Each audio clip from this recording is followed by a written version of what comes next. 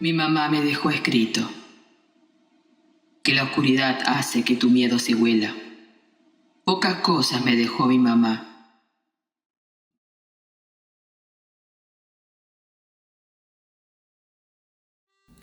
Este unipersonal emerge en el particular contexto de la pandemia como un potente acto de memoria y resistencia. Estrenado de manera virtual, nos sumerge en la historia de Margarita, una joven que busca reconstruir su identidad a partir de los fragmentos de un pasado que le fue arrebatado. Aquí proponemos analizar esta pieza teatral en diálogo con algunos de los contenidos abordados en la cátedra.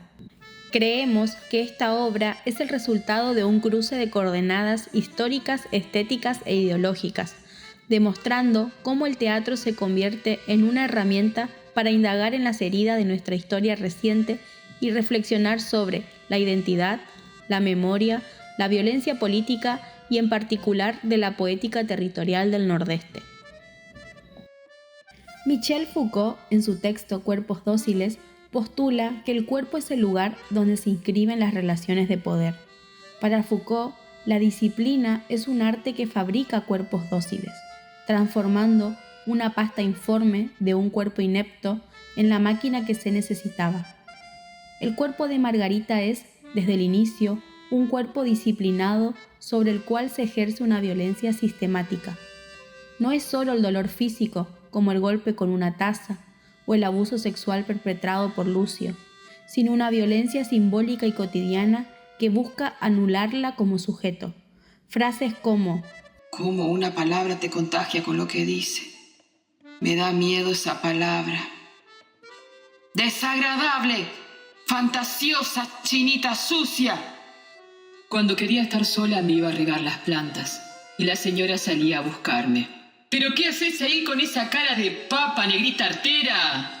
son dispositivos de poder que buscan mantenerla en un lugar de subalternidad, moldeándola para garantizar su obediencia. Margarita expresa su angustia como un dolor del corazón que le duele en todo el cuerpo, una metáfora precisa de cómo la opresión histórica y personal se somatiza.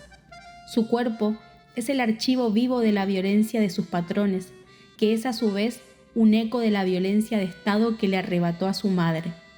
La oscuridad del baúl de un auto en el que es transportada es la máxima expresión de esta corporalidad secuestrada, objetivada y privada de libertad. Un cuerpo que, como plantea Foucault, es moldeado por un poder que lo vigila y castiga.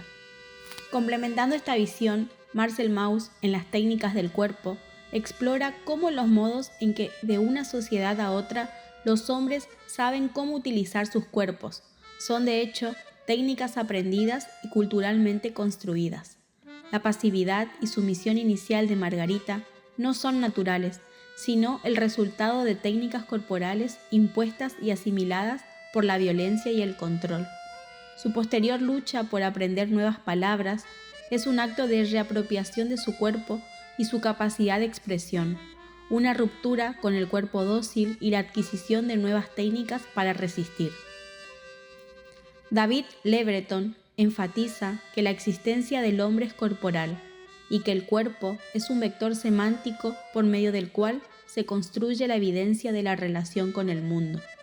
Su análisis del cuerpo como materia de símbolo y objeto de representaciones y de los imaginarios nos permite entender que la opresión de Margarita no solo afectó su integridad física, sino también su capacidad de simbolizar su propia existencia y de representarse a sí misma.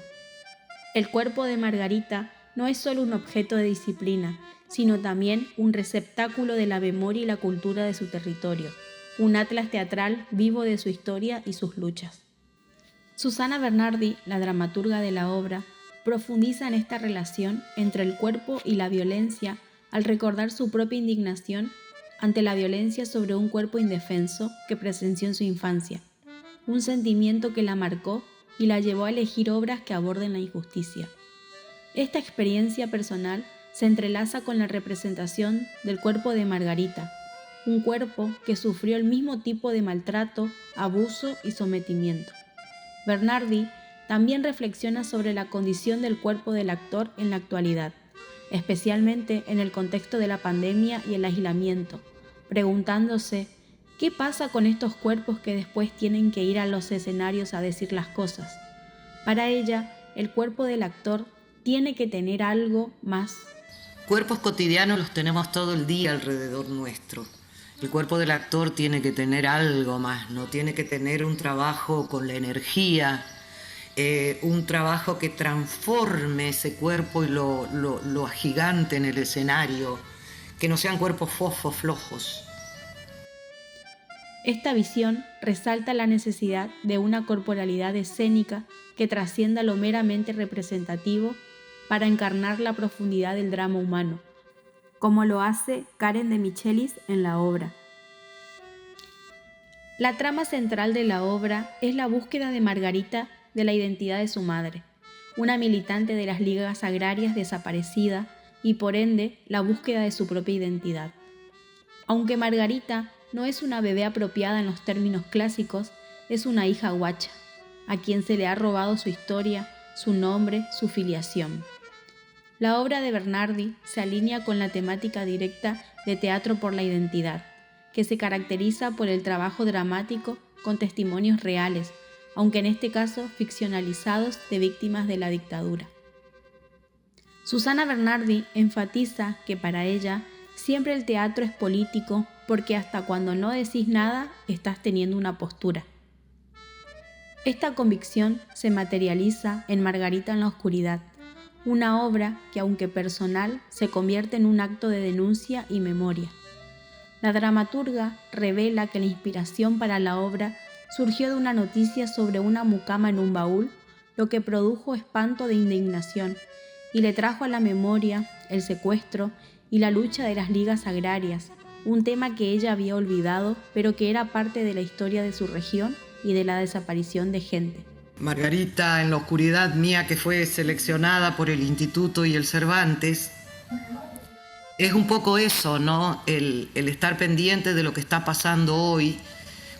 Y sin embargo, cuando empiezo a escribirla, me lleva a una época que para mí había estado como un poco olvidada. A todo lo que tuvo que ver con las ligas agrarias, con la lucha por la tierra, pero no lo hice consciente.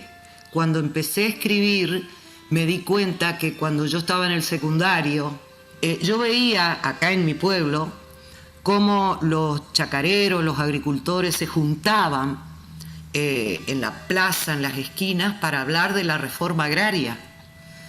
Su objetivo con la obra es instalar un tema que nos corresponde porque ahí hubo mujeres en lucha, visibilizando las desapariciones en el NEA desde la época de las ligas agrarias, un aspecto a menudo invisibilizado por una narrativa centralista.